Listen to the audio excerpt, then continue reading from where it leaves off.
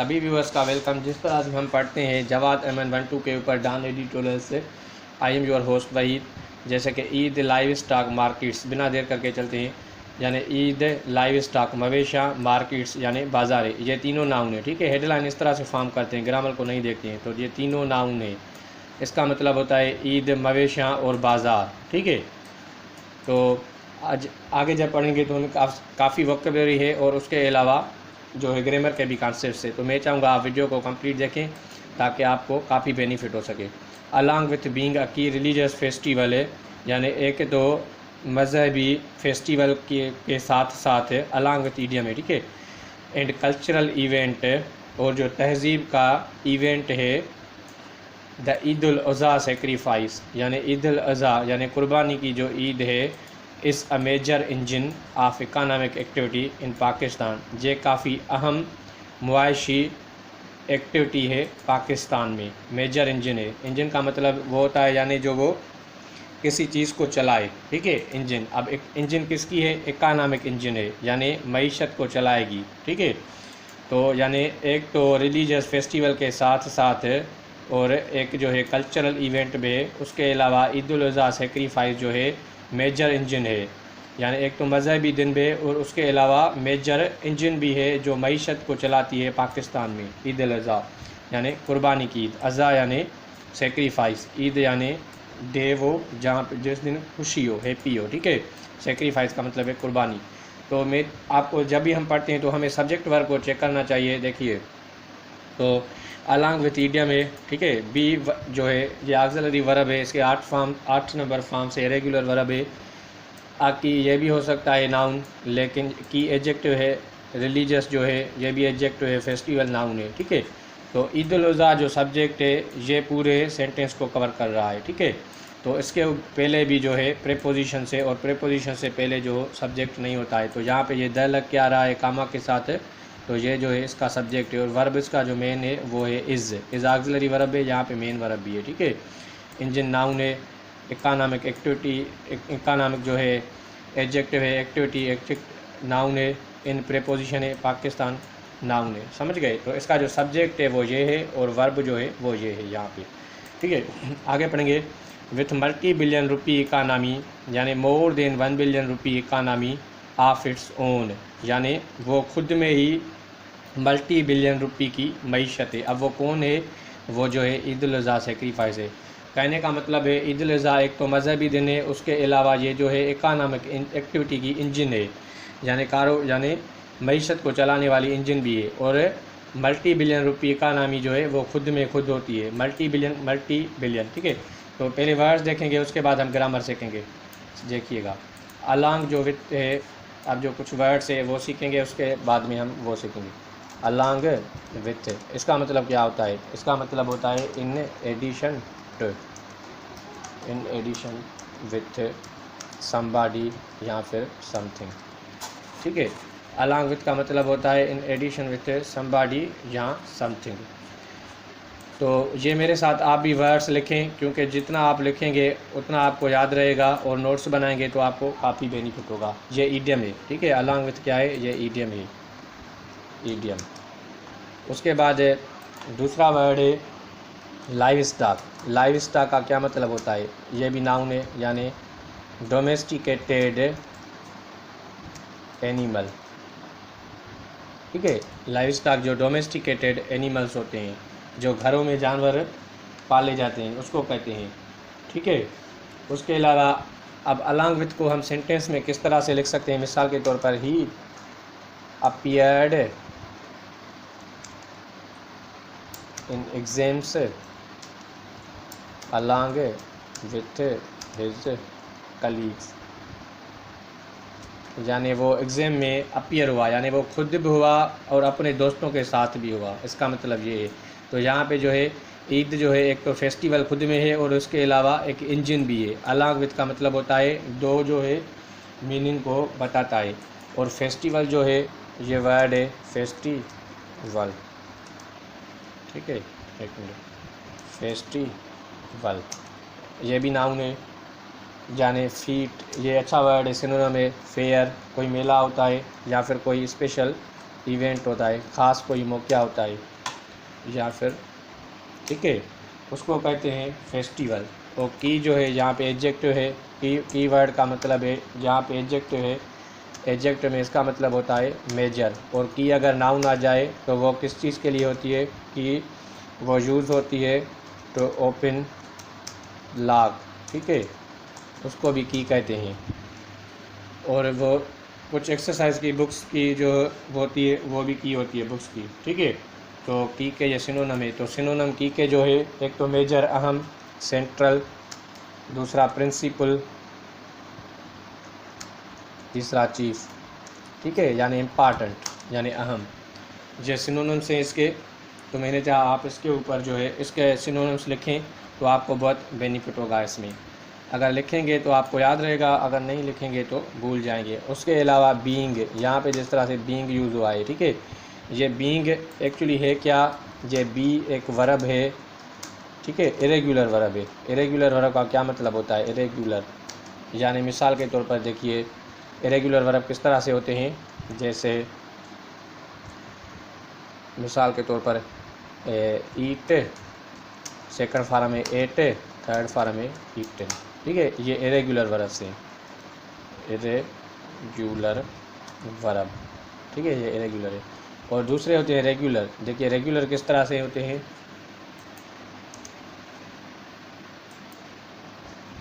Irregular.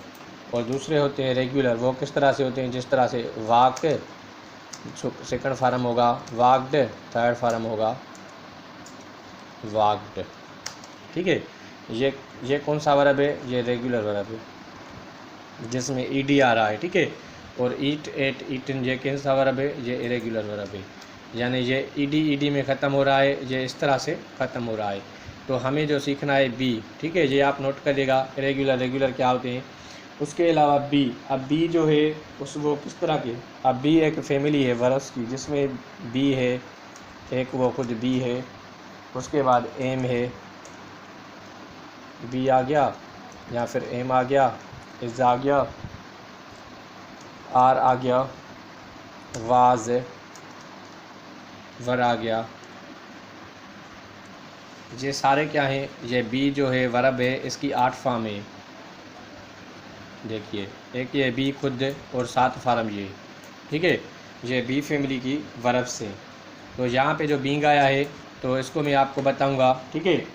तो देखिए पहले हम समझेंगे बी, मिसाल के तौर पर है इस तरह आ जाए, एडजेक्टिव से पहले आ जाए, जैसे कि ही इज़ बीइंग सपोर्टिव, ठीक है। अब सपोर्टिव क्या है, इसका मतलब ये हुआ यानी ये अभी सपोर्ट कर रहा है, ठीक है, यानी ये for current situation, not for always. देखिए एक मिनट मैं इसको फिर करता हूँ। देखिए अब और भी करता हूँ। देखिए he is being a supportive, यानी इसका मतलब क्या हुआ, इसका मतलब ये हुआ for current situation, not for always, यानी हमेशा के लिए जो है नहीं, यानी अभी ये सपोर्टिव हो रहा है, हो सकता है वो पहले सपोर्टिव ना रहा हो, या फिर ये भी हो सकता है फ्यूचर में ये इस तरह से सपोर्टिव ना रहे जो अभी हो रहा है, ठीक है। तो इसके कहने का मतलब ये है बीइंग सपोर्टिव। बीइंग को हम इस तरह से ग्रामर में यूज़ करते हैं, एग्जाम पॉइंट ऑफ व्यू से काफ़ी अहम है, आप इसको नोट करें तो आपको बहुत बेनिफिट होगा। और देखिए बीइंग को हम और किस तरह से यूज़ कर सकते हैं, बीइंग को हम ऐसे भी यूज़ कर सकते हैं, बीइंग, एक मिनट,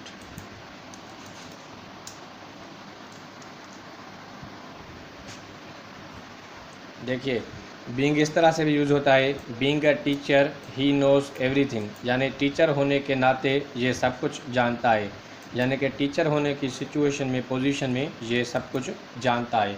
बीइंग को ऐसे भी इस्तेमाल करते हैं। उसके इसको ऐसे भी यूज़ कर सकते हैं, it being dark an animal can see, यानी अगर अंधेरा भी है उसके बावजूद भी एनिमल, जानवर जो है देख सकता है। अब यहाँ पे देखिए बीइंग इस्तेमाल किया मैंने, और वहाँ पे मैंने बीइंग इस तरह से यूज़ किया, ठीक है, बीइंग अ टीचर। तो इसका मतलब ये हुआ इसमें जो है दो आप सब्जेक्ट चाहिए। देखिए एक तो एनिमल कैन सी देख सकता है, और बी जिस तरह से वर्ब है हम, ठीक है ना, जिस तरह से वर्ब है तो इसको और भी सब्जेक्ट चाहिए, तो इसका जो सब्जेक्ट नहीं होगा तो फिर इसको ऐसे लिखेंगे, it being dark an animal can see. वहाँ पे एक ही सब्जेक्ट है, देखिए टीचर एक ही सब्जेक्ट है, टीचर है वो ही जानता है सब कुछ, he knows everything, being a teacher he knows everything. अब यहाँ पे सब्जेक्ट जो है अलग अलग है, एक तो जो है डार्क सब्जेक्ट है, ठीक है, यहाँ पे एक डार्क सब्जेक्ट है, दूसरा एनिमल सब्जेक्ट है। तो और सेंटेंस से हम समझेंगे ज़रा, मिसाल के तौर पर इट, देखिए एक minute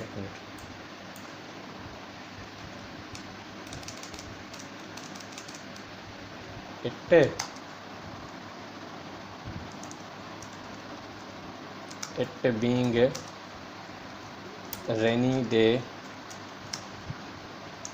he went to office, ठीक है, यानी रेनी डे बारिश के दिन के बावजूद भी वो ऑफिस गया। अभी देखिए रेनी डे जो इसका जो सब्जेक्ट है, अब जो ये ही सब्जेक्ट है वे अलग सब्जेक्ट है, रेनी डे का सब्जेक्ट जो है ये अलग है, ठीक है। तो इस तरह से मैंने यहाँ इसको इट लिखा है, इस तरह से भी ये यूज़ होता है, ठीक है। तो और इसको जो है ये आप नोट करें, और उसके अलावा हम और भी मैं सेंटेंस बताऊँगा आपको, एक मिनट। देखिए यहाँ पे अगर ऐसे लिखा है सेंटेंस, इस तरह से भी फॉर्म किए जाते हैं बीइंग से, being late he could not watch the movie, ठीक है। अब इस सेंटेंस को हम ऐसे भी लिख सकते हैं, ये एक सेंटेंस है, बीइंग लेट यानी देर होने की वजह से उसने मूवी को नहीं देख सका, because he is late he could not see the movie, ठीक है, यानी देर होने की वजह से ये जो है मूवी नहीं देख सका। तो इस तरह से भी सेंटेंस फॉर्म कर सकते हैं, इस तरह से भी फॉर्म कर सकते हैं। बीइंग के काफ़ी अच्छे यूजेस थे, तो मैंने ये आपके बताए, इनको आप ऐसे चेंज कर सकते हैं। अगर आप प्रैक्टिस करेंगे तो काफ़ी बेहतर बनेंगे, क्योंकि प्रैक्टिस में इसमें परफेक्ट है, ठीक है। तो आप इनको लिखें, बिल्कुल लिखें, ताकि आपको ये याद रहें। तो आप मल्टी बिलियन वर्ड है, मल्टी का मतलब होता है मोर देन वन, और बिलियन जो होता है ये बिलियन रुपी आ रहा है, यानी मल्टी बिलियन यानी 1 बिलियन से ज़्यादा पैसे, इकानमी, ठीक है। और यहाँ पे इट्स ओन, आपको मैंने बताया था पहले भी, मैंने कुछ एडिटोर्स में डिस्कस किए थे, लेकिन जो आज नए व्यूअर्स आए होंगे, ओन वर्ड ये एक एडजेक्टिव होता है, ठीक है। ये जब भी एडजेक्टिव आए तो ये क्या लेता है, पजेसिव प्रोनाउन, ठीक है, पजेसिव केस लेता है, possessive case.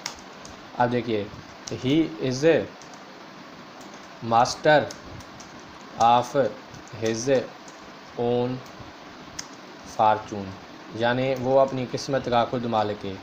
He is master of own Fortune, ठीक है।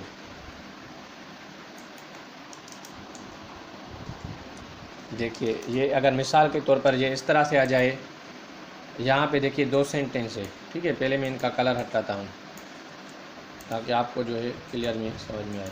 देखिए मास्टर के बाद हिज ओन आ रहा है, ठीक है, हिज, तो ये पजेसिव केस लेगा, तो ये सेंटेंस जो है करेक्ट है, और ये दूसरा सेंटेंस जो है ये रॉन्ग है। तो अगर करेक्शन की बात की जाएगी एग्जाम्स पॉइंट ऑफ व्यू से, तो आप इस तरह से लिखेंगे, हिज आएगा, अगर शी होगी तो हर आएगा, ठीक है, इट तो आएगा तो इट्स आएगा, ठीक है, यू आएगा तो यूअर आएगा। इस तरह से पजेसिव केस लेता है ओन, क्योंकि ये एक एडजेक्टिव है, ये कभी भी इस तरह से नहीं आएगा। अगर इस तरह से सेंटेंस आ जाए तो ये सेकंड सेंटेंस जो है ये रॉन्ग है, और जो पहले वाला है ये राइट है, ठीक है। तो आप इसको नोट करिएगा। तो आगे चलते हैं, एक मिनट, यानी फ्राम लाइव स्टॉक ट्रेडर्स, यानी जो मवेशी के व्यापारी हैं, ट्रेडर्स व्यापारी, तो बुच्चर्स कासायों तक, एंड द टैनिंग इंडस्ट्री, और जो चमड़े की इंडस्ट्री है, टैनिंग का मतलब होता है जो खाल होती है जानवर की, फिर उसको जो है लेदर किया जाता है, ठीक है, इंडस्ट्रीज़ में। All have major stakes in the sale of sacrificial animals, all have major stakes in, यानी सबको उसमें फ़ायदा है। स्टेक इनका मतलब होता है जिस चीज़ में फ़ायदा हो, ठीक है। किस कौन सी चीज़ होगी? In the sale of sacrificial animals, जब जो है सेक्रीफिशियल यानी कुर्बानी के जानवर को सेल किया जाता है, बेचा जाता है, तो उसमें सारे लोगों को बेनिफिट होता है, ट्रेडर से लेकर कसाईयों तक को सबको बेनिफिट होता है। ठीक है, तो इसमें जो वर्ड है एक वो है ट्रेड। अब यहाँ पे वर्ड है बुच्चर। बुच्चर का मतलब होता है कसाई। ठीक है, बुच्चर, एक मिनट। तो बुच्चर का मतलब होता है कसाई, यानी इसको क्या कहते हैं? कसाई, जो बंदा तो बुच्चर जो वर्ड है इसका मतलब होता है कसाई, यानी स्लाटर मैन या फिर फिलेशर। इसका मतलब होता है स्लाटर मैन या फिर फिलेशर। ठीक है, और दूसरा वर्ड है टेनिंग। अब टेनिंग का मतलब क्या होता है? इसका मतलब होता है make animal skin into leather. ठीक है, यानी वो इंडस्ट्रीज़, ट्रेनिंग इंडस्ट्रीज़ जो है, ठीक है, यानी जानवर की खाल को जो है लेदर में कन्वर्ट करती हैं, उसको कहते हैं ट्रेनिंग। ठीक है, और बुच्चर का मतलब होता है कसाई। ट्रेडर्स का मतलब होता है जो व्यापारी होते हैं। तो उम्मीद करता हूँ ये अच्छे वर्ड्स लगे होंगे, आप ज़रूर इनको नोट करें। हाउएवर, जैसे कि दिस ईयर, इस साल, ये डैश लगाए। ठीक है, डैश लगाए, डैश और हाइफन का भी कंसेप्ट है। ठीक है, तो ये जब बड़ा है तो डैश। हाउएवर दिस ईयर, जैसे कि इस साल, like all other areas of life, जैसे कि ज़िंदगी के हर एक पहलू, all other areas of life, routine यानी रोज़मर्रा की जो है रिलीजियस एंड इकनॉमिक एक्टिविटीज़ है, मजहबी और मुआशी एक्टिविटीज़ जो हैं, मशगूलियाँ जो है, रिलेटेड टू ईद उल अज़हा, उसका जो कनेक्शन है ईद उल अज़हा से, will have to adapt to the reality of the novel corona virus, उनको भी अडाप्ट करनी पड़ेगी हकीकत नोवेल कोरोना वायरस की। एक मतलब हम समझे इसको मकसद को, यानी हाउएवर दिस ईयर, अभी इस साल जो है, like all other areas of life, जिस तरह से ज़िंदगी के और भी सारे पहलू हैं रूटीन के, रिलीजियस, मजहबी और एकाना मुआशी एक्टिविटीज़ है, वो ईद उल अज़हा से जो रिलेटेड है, ताल्लुक़ रखती हैं, will have to adapt to the reality of novel corona virus, उनको भी हकीकत को मानना पड़ेगा नोवेल कोरोना वायरस की को, यानी उसको अडाप्ट करना पड़ेगा। ठीक है, अब क्या करेंगे? जिस तरह से SOPs मेंटेन किए जाते हैं, इसके कहने का मतलब ये है। ठीक है, तो यहाँ पे हम पहले देखेंगे जो है देश। ठीक है, देश और हाइफन जो है किस तरह से हम समझें, तो इसका ग्रामर में इंग्लिश में देखिए देश किस तरह से यूज़ किया जाता है। इसको किया जाता है एक तो इसको पेरेंथेटिकल स्टेटमेंट में। ठीक है, और ये क्या करता है? एक्स्ट्रा इन्फॉर्मेशन देता है, एक्स्ट्रा इन्फॉर्मेशन। ठीक है, और देश जो है एक्स्ट्रा इन्फॉर्मेशन देता है। एक मिनट, एक मैं इसका कलर सेट कर लूँ। देखिए अब देश क्या होता है, जिस तरह से ये लाइन है, ठीक है, इस तरह से ये लाइन है, और डैश और हाइफन में ये डिफरेंस होता है, डैश बड़ा होता है हाइफन से, और उसमें स्पेस भी थोड़ा होता है, जिस तरह से ये स्पेस आ रहा है। ठीक है, तो ये एक्स्ट्रा इन्फॉर्मेशन भी देता है, और क्या करता है? एम्फेसाइज भी करता है, चीज़ के ऊपर जोर देता है। ठीक है, एम्फेसिस। तो इसको ऐसे समझेंगे सेंटेंस की मदद से, she might come to the party. ठीक है, हो सकता है वो पार्टी में आए, इसके कहने का मतलब ये है। ठीक है, अब देश लगा रहे हैं। ठीक है, तो अब देखिए यू नेवर नो। ठीक है, यू नेवर नो,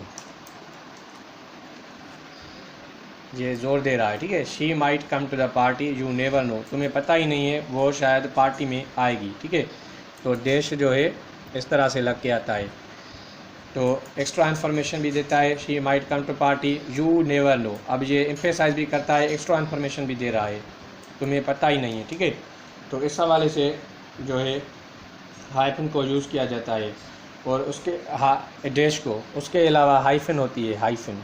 ठीक है, हाइफन जो होती है वो सिंपल इस तरह से होती है, लेकिन वो करीब आती है हाइफन, उसमें इतना स्पेस नहीं होता है। तो हाइफन को किस तरह से यूज़ करेंगे? जिस तरह से एडजेक्टिव कंपाउंड्स होते हैं, एडजेक्टिव कंपाउंड्स। ठीक है, एडजेक्टिव कंपाउंड्स मिसाल के तौर पर है, जैसे 35, 25 आवर। ठीक है, आवर। जिस तरह से यहाँ पे लिखा हुआ था मल्टी बिलियन रुपी। अब ये क्या है, ये हाइफन है, ठीक है, और ये क्या है, डैश है। डैश देखिए बड़ा है और हाइफन क्या है, छोटी है, ठीक है। ये कंपाउंड हो रहा है। कंपाउंड एजेक्ट उसके लिए आता है जिस तरह से 100 मीटर, मिसाल के तौर पर 100 मीटर, 100 मीटर, ये जो है हाइफन इस तरह से इस्तेमाल की जाती है।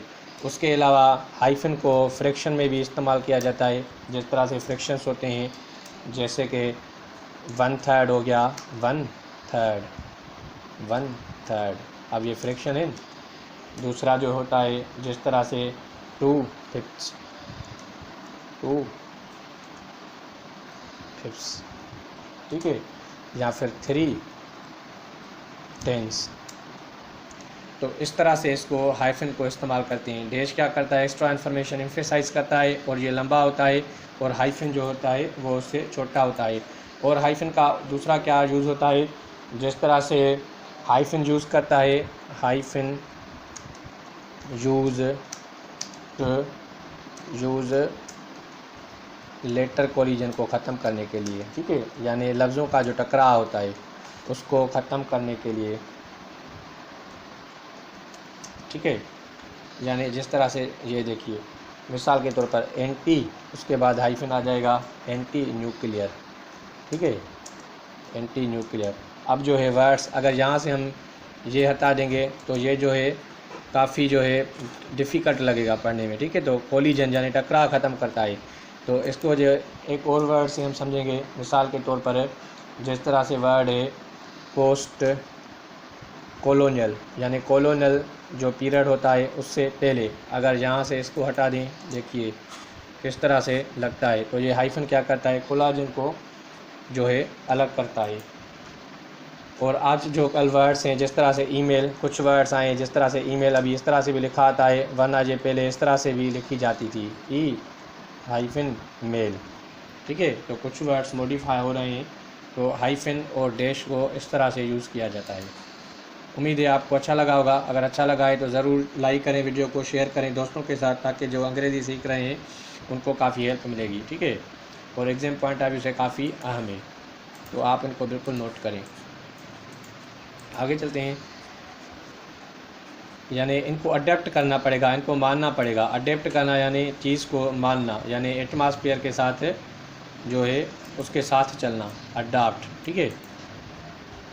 प्राइमरली, शुरू से, the authorities will need to prevent big gatherings in livestock markets. Primarily authorities will need to prevent big gatherings, यानी जो हुक्काम है, ठीक है, जो ऑफिशियल्स हैं, उनको ज़रूरत है वो प्रिवेंट करें, रोकें बड़ी गैदरिंग्स को लाइव स्टॉक मार्केट्स में, where man and beast in large numbers converge, जहाँ पे मैन यानी लोग, आदमी, एंड बीस्ट और जो जानवर हैं लार्ज नंबर, बड़े तादाद में कन्वर्ज होंगे, यानी वो कन्वर्ज होना यानी आपस में मिलना, ठीक है। एक साइड से एक बंदा आ रहा है, दूसरे बाइट से दूसरा आ रहा है, तो जो उसको जो मीट होती है एक्सीडेंटल मीट, उसको कहा जाता है कन्वर्ज, ठीक है, कन्वर्ज, यानी meet from one angle to another angle, meet converge. Converge का मतलब क्या होता है, कन्वर्ज यानी meet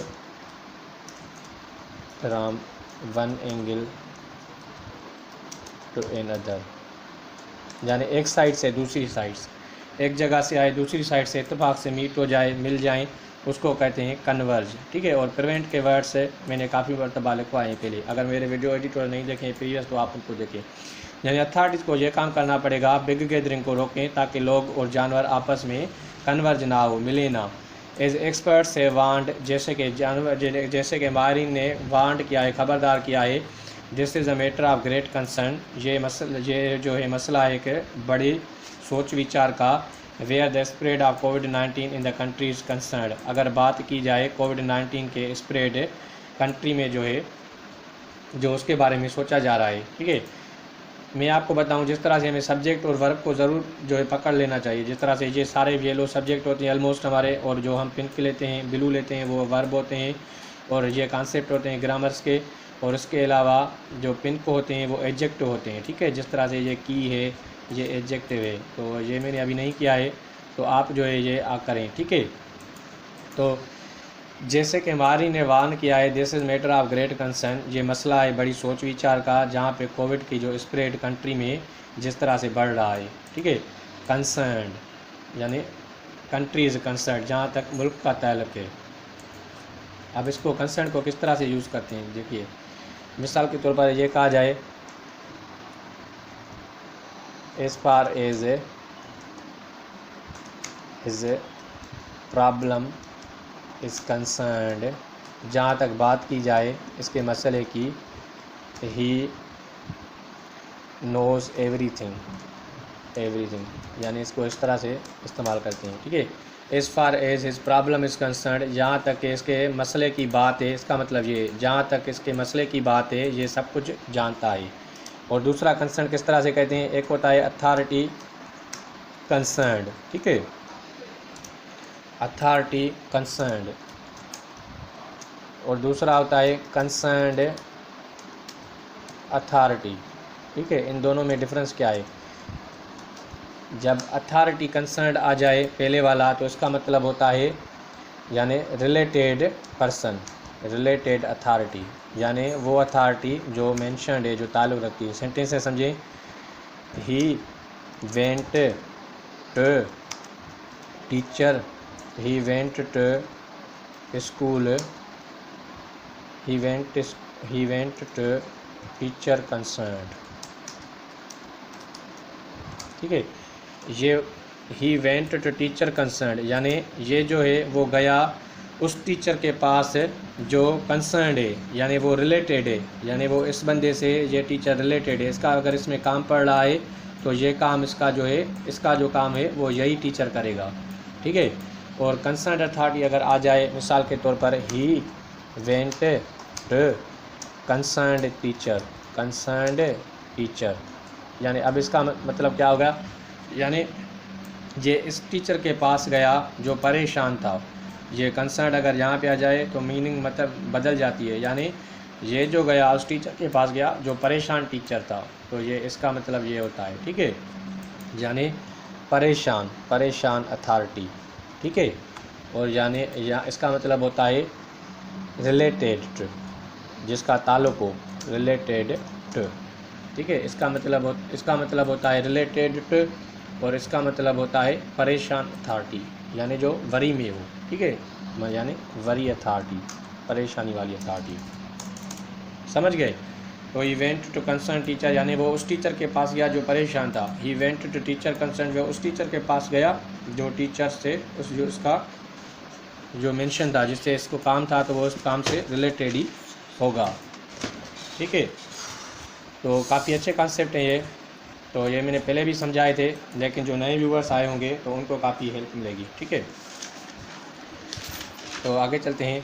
the prime minister himself has said that, prime minister ने खुद कहा, हिमसेल्फ हैज़ सेड, अब सेड क्या है, वर्ब है, ठीक है, हैज़ सेड, और वो प्रेजेंट परफेक्ट है, प्रेजेंट परफेक्ट के साथ वर्ब की थर्ड फॉर्म आती है। That if people are careless, अगर लोग जो हैं खुद ही ख्याल नहीं रखेंगे, ड्यूरिंग ईद उल अज़हा के दौरान, the number of cases in the country could spike, जो केसेस की तादाद है नंबर्स की वो जो है बढ़ सकते हैं, ठीक है। कुड स्पाइक यानी उसने खुद कहा पीएम ने कि भाई अगर लोग ख्याल नहीं करेंगे तो नंबर ऑफ़ केसेस जो हैं वो बढ़ सकते हैं। स्पाइक का मतलब होता है इंक्रीज़। और द नंबर ऑफ़ को मैंने क्यों हाईलाइट किया है, इसका मतलब जब द नंबर ऑफ़ लिख के आ जाए तो केसेस ये इस तरह से प्लूरल, तो वर्ब सिंगुलर लेता है, ठीक है। तो हिमसेल्फ, यहाँ पे हिमसेल्फ जो है ये रिफ्लेक्सिव प्रोनाउन है, ये क्या है, ये रिफ्लेक्सिव प्रोनाउन है। अब इसको किस तरह से यूज़ करते हैं, देखिए ये स्ट्रेस करता है। मिसाल के तौर पर कहा जाए असलम हिमसेल्फ डिड वर्क, और सेंटेंस लिखें मिसाल के तौर पर, असलम डिड वर्क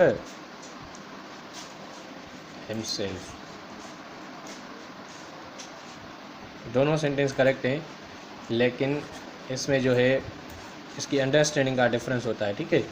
देखिए असलम हिमसेल्फ डिड वर्क, इसका मतलब है एम्फेसाइज कर रहा है, ये क्या कर रहा है, एम्फेसाइज कर रहा है, ठीक है, एम्फेसिस, ठीक है, एम्फेसाइज। और ये क्या रहा है, ये है रिफ्लेक्सिव प्रोनाउन। वो भी रिफ्लेक्सिव प्रोनाउन है, लेकिन ये जनरल स्टेटमेंट है, ठीक है, ये जनरल है।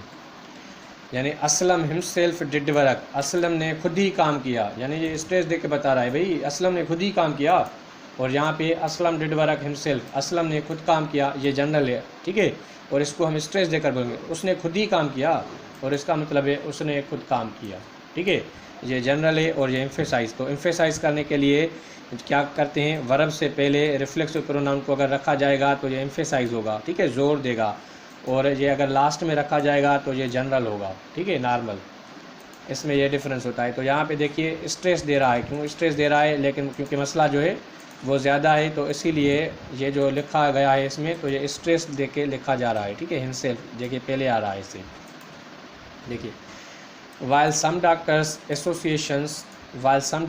associations have called for kettle, जबकि कुछ डॉक्टर्स की एसोसिएशन ने कॉल फार की है केटल मार्केट्स की, नॉट टू बी हेल्ड, कि उसको जो है नहीं लगाया जाए, नॉट टू बी हेल्ड यानी उसको नहीं लगा जाए। अब डॉक्टर्स जो है ये सब्जेक्ट हो रहा है इस क्लास का, ठीक है, डॉक्टर्स एसोसिएशंस, ये क्या हो रहा है, ये सब्जेक्ट हो रहा है। तो सब्जेक्ट वर्ब आप ज़रूर पकड़ के चलें, ठीक है। कॉल फार जो है फ्रेजल वर्ब है, इसका मतलब होता है डिमांड करना, यानी सम डॉक्टर्स एसोसिएशन से call for cattle markets not to be held, कुछ डॉक्टर्स की एसोसिएशन से उन्होंने डिमांड की है कि मार्केट्स को जो है नहीं लगाना चाहिए, ठीक है, कॉल फॉर। अब कॉल फॉर में एक वर्ड है जिसका कॉन्सेप्ट ये होता है, मिसाल के तौर पर कॉल फॉर आ जाए, कॉल फॉर वो किसी चीज़ के लिए, कॉल फॉर वो समबाडी के लिए, ही कॉल्ड फॉर नहीं, कॉल्ड ऑन, ठीक है, called on, call on, he called on Aslam, या फिर he called on Sajjad for meeting, इसने डिमांड की सज्जाद से मीटिंग करने के लिए, he called for change in the game. यानी देखिए पहले सेंटेंस में कॉल फॉर, इसका मतलब होता है डिमांड, दोनों का मतलब होता है डिमांड, ठीक है, डिमांड, दोनों का यही मतलब होता है डिमांड, किसी चीज़ की डिमांड की जाए, ठीक है। तो एग्जाम पॉइंट ऑफ व्यू से काफ़ी रिच वोकेबुलरी है, आज ग्रामर कॉन्सेप्ट भी अच्छे हैं, तो मैं चाहूँगा वीडियो को कंप्लीट देखें। ही कॉल्ड फॉर चेंज, अब कॉल्ड फॉर का मतलब है डिमांड, यानी इस जे किसी चेंज यानी किसी चीज़ समथिंग के लिए आ रहा है तो कॉल फॉर आएगा। और ही कॉल्ड ऑन सज्जाद, इसने सज्जाद की डिमांड की, ठीक है, कॉल ऑन, तो ये किसके लिए आ रहा है, ये समबाडी के लिए आ रहा है, ठीक है, समबाडी पर्सन के लिए आ रहा है, समथिंग किसी चीज़ के लिए आ रहा है। तो यहाँ पे देखिए किसके लिए आ रहा है, ठीक है, तो आप समझ जाएंगे अभी। कॉल फॉर केटल मार्केट्स, यानी जो मार्केट से चीज़ें हैं मार्केट्स, ठीक है, समबाडी के लिए नहीं आ रहा है, ठीक है, केटल की मार्केट्स के लिए आ रहा है, केटल की मार्केट्स के लिए आ रहा है। तो यहाँ पे होगा डिमांड, इसका मतलब होता है डिमांड, समझ गए आप। तो मैं चाहूँगा वीडियो को बिल्कुल कंप्लीट देखें।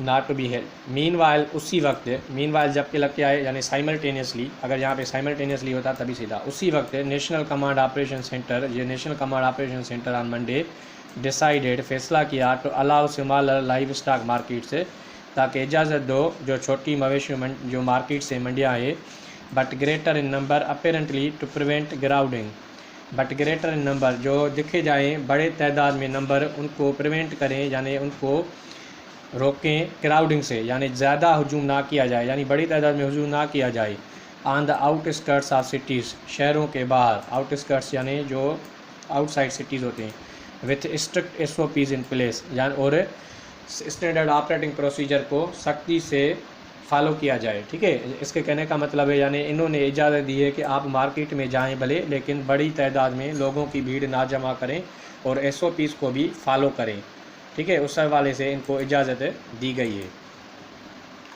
While on paper this seems like a workable solution to balance religious and economic requirements with precautions against the virus. Sentence ज़रा लंबा है, हम इसको यहाँ पे पढ़ते हैं।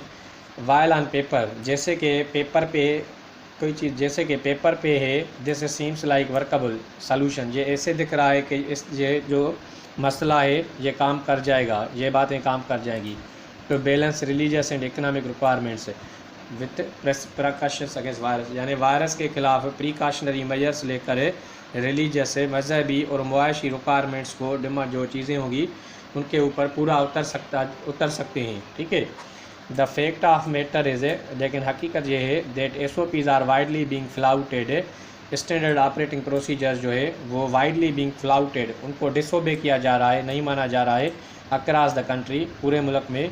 Where markets have been set up, जहाँ पे मार्केट्स कायम की गई है। अब पूरे मुल्क में ये नहीं कि पूरे मुल्क में, यानी पूरे मुल्क में जो मार्केट्स का सेटअप किया गया है वहाँ पे इस रिक्वायरमेंट्स को, जिस तरह से ये कह रहे हैं प्रिवेंट क्राउडिंग को रोका जाए, तो इस हवाले से कहने का मतलब ये है इसमें कि इस तरह से मार्केट्स को जो है जहाँ पे भी सेटअप की गई है, शुरू की गई है, वहाँ पे जो SOPs को फ्लाउट किया जा रहा है। फ्लाउट करना यानी डिसोबे करना। ठीक है। फ्लाउट का मतलब क्या होता है? फ्लाउट यानी डिसोबे करना, नहीं मानना। ठीक है। डिसोबे करना। और प्रिवेंट का मतलब क्या होता है? प्रिवेंट का मतलब होता है हिंडर करना या फिर किसी चीज़ को रिस्ट्रिक्ट करना, रोकना। ठीक है। रिस्ट्रिक्ट करना, हिंडर करना या डिबार करना, किसी चीज़ को रोकना। ठीक है। और ऑन पेपर वर्ड है, ऑन पेपर ये जो वर्ड है इसका मतलब क्या है? देखिए, ऑन पेपर एक ईडियम है। ठीक है। एक ईडियम है। इसका मतलब क्या होता है? इसका मतलब होता है जब कोई चीज़ ऑन पेपर हो, यानी उसको जज किया जाता है, इंफॉर्मेशन से प्रूव नहीं किया जाता है, यानी जज किया जाता है, जज्ड फ्रॉम रिटन। ठीक है। रिटन इंफॉर्मेशन से, नॉट प्रूव्ड इन प्रैक्टिस। ठीक है। Not proved in practice, proved in practice, यानी किसी चीज़ को जज किया जाए रिटन इन्फॉर्मेशन से, यानी जो लिख के जज किया जाए, लेकिन वो हकीकत में प्रैक्टिस में जो है प्रूव ना हो सके, साबित ना हो सके, उसको कहते हैं ये। और क्राउडिंग का मतलब क्या होता है? क्राउड। ठीक है। इसका मतलब होता है यानी लार्ज नंबर ऑफ पीपल। ठीक है। क्राउड यानी लार्ज नंबर ऑफ पीपल, यानी काफ़ी जो तादाद में लोग हों, उसको कहते हैं क्राउड। अभी आगे चलते हैं। देखिए, तो समझ गए, यानी कहने का मतलब है पेपर पे तो ये बात ठीक है, लेकिन हकीकत में जो है जहाँ भी मार्केट से सेट की गई है मुल्क में, वहाँ पे SOPs को उस तरह से उसको फ्लाउट किया गया है, उसको डिसोबे किया गया है, यानी नहीं माना जा रहा है। With Eid just over 2 weeks away, जैसे कि ईद 2 हफ्ते दूर है, the authorities must enforce the SOPs, जो हुक्काम है वो ज़रूर लागू करें SOPs को, तो ensure that those rushing towards live stock mandis, ताकि इंश्योर किया जाए, यानी यकीन दिलाया जाए कि those rushing toward live stock mandis, जो जा रहे हैं लाइव स्टॉक मंडीज़ के पास, यानी मार्केट के पास मवेशियों के, don't become super spreader of कोविड-19 upon their return to their neighbourhoods, यानी वो सुपर स्प्रेडर ना बने कोविड-19 का, यानी वो फैलाए ना कोविड-19 की बीमारी को जब वो वापस लौटें अपने नेबरहुड्स, घरों को। ठीक है। अपने मोहल्लों को, अपने घरों को, यानी अथॉरिटीज़ वो ज़रूर काम करे। Children must strictly be kept away from the markets, और बच्चों को बिल्कुल दूर रखा जाए, सख्ती से, स्ट्रिक्टली यानी सख्ती से दूर रखा जाए मार्केट से। And instead of all brigades descending upon mandis, और जो पूरी ब्रिगेड है जो जा रही है मंडीज़ में, डिसेंडिंग अपॉन का मतलब होता है आना जाना, किसी चीज़ का आना जाना लग जाए तो उसको कहते हैं जो है डिसेंडिंग अपॉन। ठीक है। डिसेंडिंग अपॉन फ्रेजल वर्ब है। टू चूज़ एन एनिमल, यानी वो उनको जो है रोकें, जानवर को चूज़ करने के लिए, यानी होल फैमिलीज़ ना आए। 1 पर्सन शुड बी इनफ, एक बंदा ही जो काफ़ी होगा। कहने का मतलब है पूरी ब्रिगेड, पूरे लोग ना आए और एक बंदा जो है वही काफ़ी है। ठीक है। तो डिसेंडिंग अपॉन वर्ड को हम समझेंगे बस, यहाँ पे यही जो है वर्ड है डिफिकल्ट थोड़ा। तो डिसेंडिंग अपॉन, डिसेंडिंग अपॉन। ठीक है। इसका मतलब क्या होता है? इसका मतलब होता है विजिटिंग। ठीक है। किसी चीज़ को घूमना। मिसाल के तौर पर जैसे पर्सन अराइज करें, पर्सन अराइज विदाउट इनवाइटिंग, यानी किसी बंदे को, बंदा आए बिन बुलाए। ठीक है। यानी विज़िट करे, यानी उसको दावत भी ना हो, इस तरह से आ जाए। सेंटेंस से समझेंगे, द पुलिस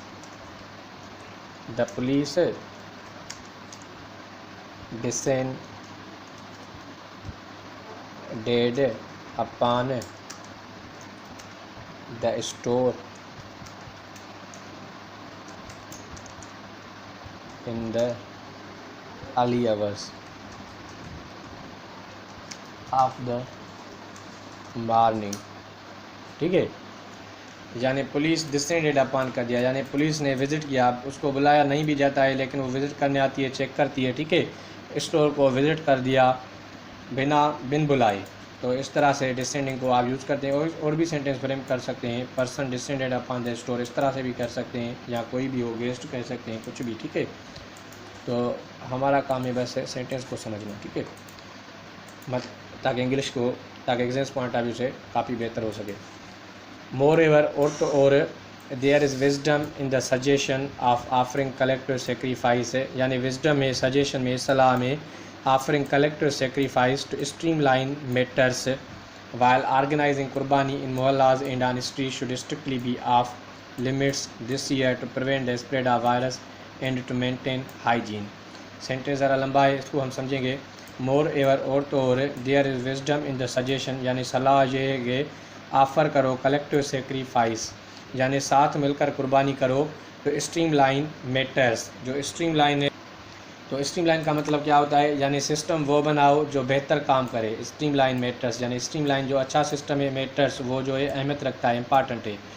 वाइल ऑर्गेनाइजिंग कुर्बानी मोहल्लाज, बजाय जबकि आप ऑर्गेनाइज़ कर रहे हो कुर्बानी मोहल्लाज में, एंड ऑन स्ट्रीट्स, और गलियों में, शुड स्ट्रिक्टली बी ऑफ, उसको जो है रोका जाए, लिमिट से कम किया जाए, दिस ईयर, इस साल, यानी इस साल। ठीक है, टू प्रिवेंट, अब क्यों रोका जाए, क्यों लगा के बताएगा, टू प्रिवेंट द स्प्रेड, ताकि रोका जाए फैलने से, किस चीज़ का, ऑफ द वायरस, उस वायरस का। ये प्रीपोजिशन है, ये नाउन और प्रोनाउन को बता दिए। ठीक है, ऑफ द वायरस, यानी वायरस को रोका जाए फैलने से, एंड टू मेंटेन हाइजीन, और मेंटेन किया जाए हाइजीन यानी सफाई। ठीक है, क्लीनलीनेस, उसको कहते हैं हाइजीन। तो यहाँ पे एक वर्ड है स्ट्रीम लाइन। ठीक है, स्ट्रीम लाइन का मतलब क्या है, देखिए, स्ट्रीम लाइन वर्ड है, स्ट्रीम लाइन, इसका मतलब होता है, एक मतलब ये होता है to give shape, to give something shape, यानी किसी चीज़ को आप शक्ल दें। स्मूथ